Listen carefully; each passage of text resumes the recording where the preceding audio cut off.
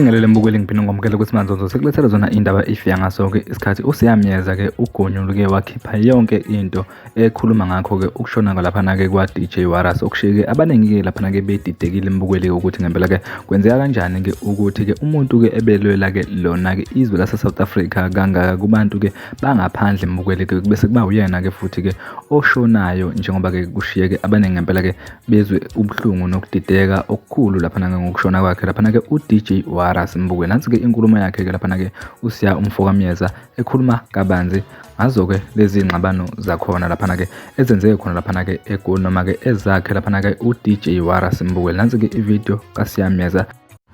Uyabona ukube bengizenzela ngikwazi ukuyibheka ngaphezulu lokho engigade ngakhona bengingahlela a peaceful protest whereby simobilizela ukuthi akekho umuntu okumele aqale emsebenzini ngoJanuary until uhulumeni wethu azakwazi ukusilalela. Kusolakala ukuthi ngokuhamba kwananga uDJ lo dutshule lapha eCarlton Center lapha na eJohannesburg kuCentral ingenxa yokuthi ube ne-security company ebiyenza njalo ama-evictions laphana umabhilidi lawa asuke esedliwe yifika namthwalo abantu bokuhamba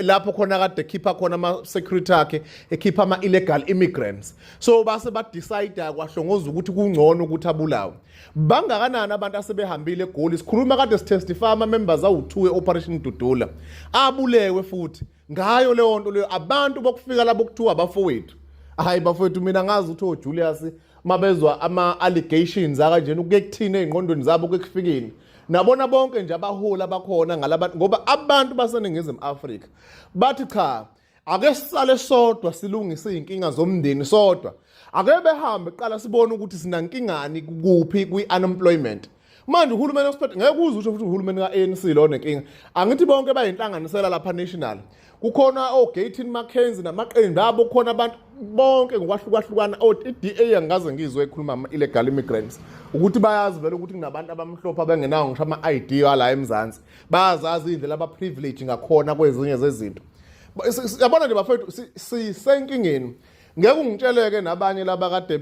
kuphi kambe lezansi ngasekhaya eMaritzburg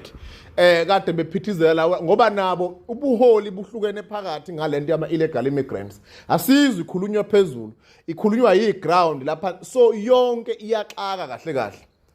asazi ukuthi ubani osupport omunye nomunye ongamsupportile omunye kuyinkinga nje kakhulu and mawuthi uyabuka ngalolu daba labantu bokufika baningi futhi abantu abazohamba kunabantu abaningi abangaphephile. Hayi bafethu mina ngiyazi lento le bangakanani abantu bebula ukubulawa komuntu lo muntu obulalela lo muntu mawukuthi umuntu okuhamba kumanje kudala iwelile ibhoda akayekho kumanje welile ibhoda lapha khona uphumlile akazi nokuthi lidumephi and ayekho umuntu ozomtrace amthole yombambaphi ngathi kuhlula ngisho imonto iyowela le North Coast yaKwaZulu Natal le koManguza ibheke ngale Mozambique ayisabuya mangabi ke yawela ngikhuluma nje ngagcina ngizokuthiwa kubhiza ngazi kwakhiwa ngeke uyenzele ukuthi mamba mangabe kuyangena endlini isikwazi ukuyidefenda yona ikwazi ukubhalansa ngamakhabethi lapho uzothi mawusha khona gcine kulimala nezitsha kuphoqa ukuthi udele lokho kungaphakathi okuzolimala ngale nkathi ucingana nemamba ukuyishaya. Uyabona masingabonanga manje kuvele sekulate siyophaphama futhi singesisakwazi ukulungisa impi sivele siphakiwe against ama-South Africans labantu bafuna ukudla yonke into thina esiyiphethe la eMzansi bafuna ukulidla ngenkani lelizwe leli bayamasha benza iteleka yonke lento lela baphinde ngelilanga siyophaphama KwaZulu Natal kuthiwa batelekile against umkhwanazi ngoba bayasibuka abasithandi kubona sizitha ngasona sonke isikhathi. Eyinto ebuhlungu ezothi bisuku yenzeka kusasa sobe sigonqile futhi KwaZulu Natal sigonqele oJacinta sigonqele oZwakele Mncwangu sigonqele bahlonishwa lapha noPremi oThamentuli kuthiwa sebelinyaziwe badutshulwa abantu abangaziwa bangatholakala bangatraceki kusolakala abantu bokuhamba lento kudala iqalile even angazi bangakanani abantu beOperation Dudula asebehambile emhlabeni ngesimo sokuthi balisana nesihlava sabantu bokufika. Ake siqale sike sithi ukusala sodwa la eMzansi siyibone inkinga zethu ukuthi zingakanani ngoba kwalento unemployment ayikholokali kahle hlehle abantu laba babalekela into zama-labor laws ama-companies laba abalekela ukuholela abasebenzi thatha inqwaba labantu laba bafuhlele lapha elentozaneni amabhilidi wonke lawa asebawadla ngodle even ku-South Beach lapha ku-Point amabhilidi lawa ngabahlala abantu instead abantu babane beyohlala emahostela abakwazi ukuyutilize yonke leyo nto leyo uyacabanga ukuthi ezweni lakho wakwayizwaphi idolobha a city occupied by almost more than 60% of foreign nationals abantu bayi-majority kuthina basengalfa like singabonakali singazwakali ukukhona bethu